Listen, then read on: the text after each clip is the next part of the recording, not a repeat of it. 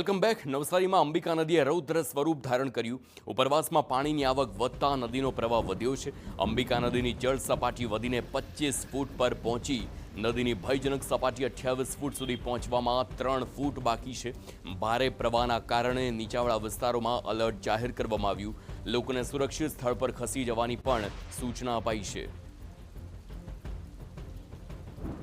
ગણદેવી તાલુકાના દેવધા ગામે જળબંબાકારની સ્થિતિ છે. દેવધા ગામમાં આવેલા મંદિર પરિસરમાં પણ પાણી ભરાયેલા જોવા મળ્યા. અંબિકા નદીની સપાટીમાં વધારો થતાં ગામમાં પાણી ભરાયેલા છે.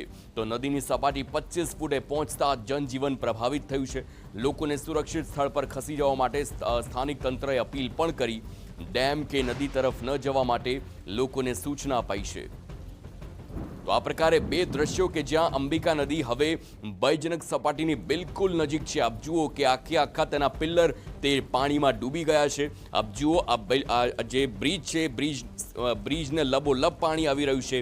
અને બીજી તરફ બીજા દ્રશ્યો કે જે આખો મંદિર વિસ્તાર છે તે પાણીમાં ગરકાવ થયેલો જોવા મળે છે. અંબિકા નદીમાં પહેલા પણ પૂરની સ્થિતિ હતી અને હવે આ વધુ તીવ્રતા સાથે વરસાદ પડતા સ્થિતિ હવે વણસી રહી છે.